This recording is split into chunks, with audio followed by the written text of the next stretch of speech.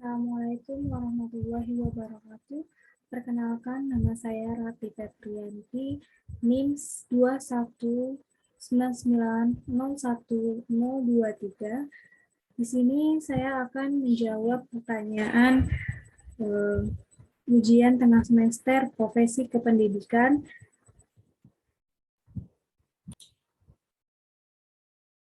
Pertanyaan pertama yaitu terangkan syarat-syarat sebuah profesi beserta satu contohnya masing-masing.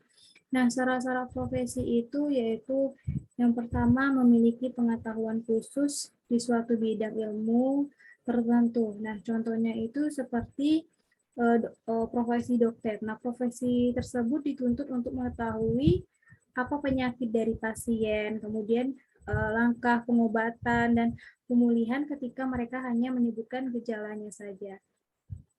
Kemudian syarat yang kedua yaitu melibatkan berbagai kegiatan intelektual.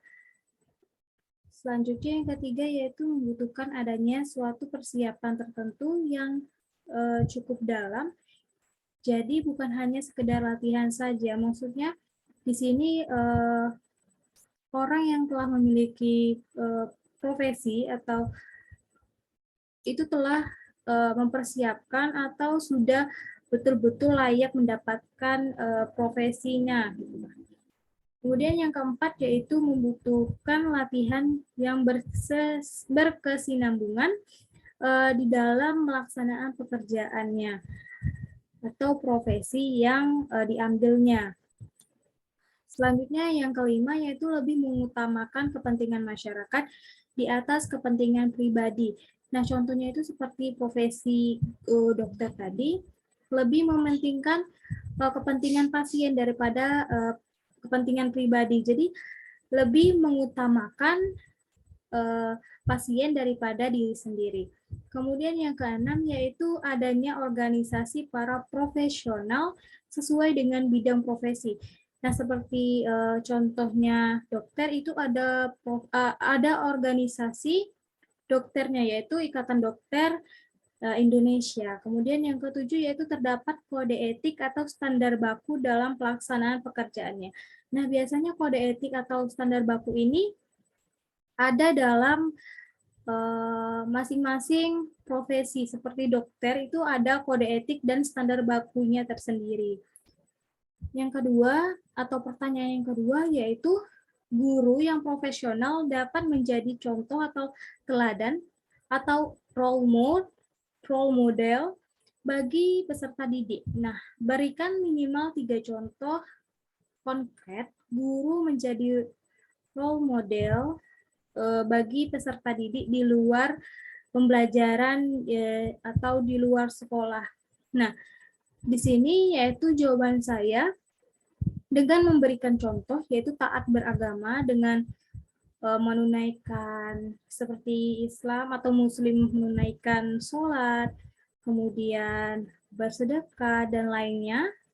Kemudian yang kedua yaitu bertanggung jawab, disiplin dan mandiri. Nah, biasanya di sini seperti ketika ada gotong royong, nah guru atau semua orang harus ikut berpartisipasi gitu. Kemudian yang ketiga yaitu amanah dan jujur. Nah, guru haruslah amanah dan jujur agar dapat dicontoh oleh peserta didiknya. Kemudian yang ketiga yaitu bersikap hormat dan santun. Nah, bersikap hormat dan santun ini tidak harus kepada yang lebih tua, tetapi juga kita sesama yang lebih muda. Nah, itu harus bersikap sopan dan santun agar yang muda atau siswa kita meniru atau mencontoh sikap kita karena kita sebagai guru merupakan role model bagi peserta didik. Selanjutnya yaitu percaya diri, kreatif, kerja keras, kemudian pantang menyerah. Nah, yang ketiga atau pertanyaan ketiga yaitu salah satu standar kompetensi inti guru pada aspek pedagogik adalah berkomunikasi secara empatik dengan siswa. Nah, terangkan pernyataan tersebut dan berikan satu contohnya. Cara berkomunikasi sebagai guru harus bisa berkomunikasi dengan efektif saat menyampaikan materi pembelajaran. Jadi guru harus berkomunikasi dengan santun, kemudian penuh dengan empati pada peserta didik. Nah, di sini saya membaginya atau guru harus berkomunikasi secara empatik itu dengan yang pertama yaitu respect. Nah, sikap respect ini yaitu sikap menghargai setiap individu yang menjadi sasaran pesan yang akan kita sampaikan. Nah, jika kita harus mengkritik atau memarahi siswa atau menghukum siswa, lakukan dengan penuh respect atau kita menghargai harga diri atau kebanggaan siswa tersebut. Jangan semena-menanya kita menjatuhkan harga diri mereka. Kemudian pahami bahwa seorang pendidik harus bisa menghargai setiap siswa yang dihadapinya. Yang kedua yaitu empati. Nah, kemampuan menempatkan diri pada situasi dan kondisi yang dihadapi orang lain. Kita sebagai pendidik perlu saling memahami dan mengerti keberadaan, perilaku, dan keinginan dari siswa.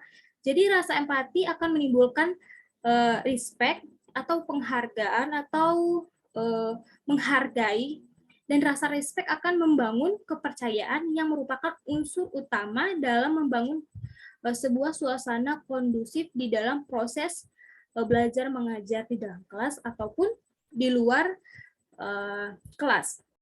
Yang ketiga yaitu audible. Nah, audible ini dapat didengarkan atau dimengerti dengan baik. Berarti pesan yang kita sampaikan itu bisa diterima dengan baik oleh penerima pesan atau siswa. Jadi kita sebagai guru harus mampu memberi pesan yang dapat diterima baik oleh siswa kita gitu. Kemudian yang keempat yaitu clarity. Nah, clarity ini kejelasan dari pesan yang kita sampaikan sehingga tidak menimbulkan multi interpretasi atau berbagai penafsiran yang berlainan. Maksudnya, pesan yang kita sampaikan kepada siswa itu harus jelas, tidak bertele-tele, karena kemampuan siswa dalam menyerap pesan atau menangkap isi pesan yang kita sampaikan itu berbeda-beda. Jadi ada baiknya kita menyampaikan pesan itu jelas. Kemudian yang kelima yaitu humble. Nah, humble ini yaitu sikap rendah hati, tidak merasa lebih baik dari yang lain atau menghargai orang lain, mau mendengar, menerima kritik, tidak sombong dan memandang rendah orang lain dan tidak memandang rendah orang lain. Berarti di sini kita sebagai pendidik atau sebagai guru harus bersikap rendah hati, tidak merasa lebih baik atau menghargai orang lain terhadap siswa kita sendiri juga gitu. Jadi kita harus bersikap rendah hati, tidak sombong. Jangan mentang-mentang kita seorang pendidik, kita semena-mena terhadap siswa kita gitu. Jadi humble itu sangat dibutuhkan. Selanjutnya yaitu pertanyaan yang keempat atau pertanyaan yang terakhir yaitu guru tidak hanya memberikan layanan pembelajaran, tetapi juga bimbingan dan konseling. Nah, salah satu asas dalam bimbingan dan konseling adalah asas kerahasiaan. Kemudian terangkan asas tersebut beserta contohnya. Nah, dalam bimbingan konseling ada berbagai asas, salah satunya yaitu asas kerahasiaan atau konfidensial. Nah, asas ini yaitu asas yang menganut rahasia atau dirahasiakan segenap data yang keterangan peserta didik atau klien kita yang menjadi sasaran layanan, yaitu data atau keterangan yang tidak boleh dan tidak layak diketahui orang lain. Nah, dalam hal ini guru sebagai pembimbing atau konselor berkewajiban memelihara dan menjaga semua data dan keterangan itu sehingga kerahasiaan benar-benar terjamin. Maksudnya di sini, kita guru sebagai konselor tidak boleh membocorkan atau membeberkan data atau rahasia yang telah disampaikan oleh